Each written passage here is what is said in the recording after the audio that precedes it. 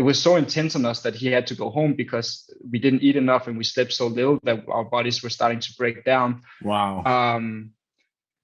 And but in that experience, in those 14 days, there was many things that were really beautiful. Like we got to see how people sort of fell apart and then grew back together. And especially what touched me was, I think one thing, I think there's something very, very interesting that happens when you're just guys together without any women, because there is this sort of weird, like masculines trying to fight each other for the approval of the women in the group if they're there.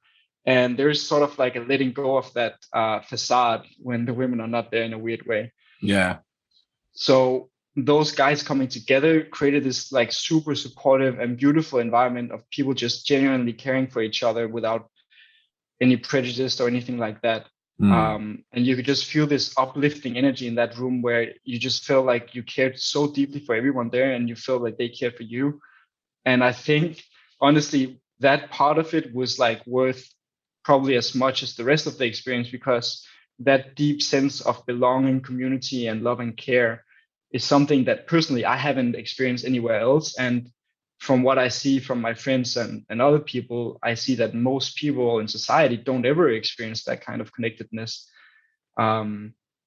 So for me, that experience was what really stayed with me throughout the whole thing, and what sort of made me stay in self-development and wanting to work in it in the future, because I thought, if I can create this for people, this is such a magical experience that when you're there, you feel like no amount of money would ever be too much to pay for such an experience, because it's just so uplifting. I guess I imagine, I haven't done MDMA, but I imagine it's a similar experience to if you're on MDMA. Yeah, the feeling of being connected to everyone and we're all the same. And yeah, I think that is also one of the effects of when you go through pressure and struggle together as a group. Like you said, you work really hard, and like that experience of doing something that is extremely hard together, also it does something to the connections that you build during that time,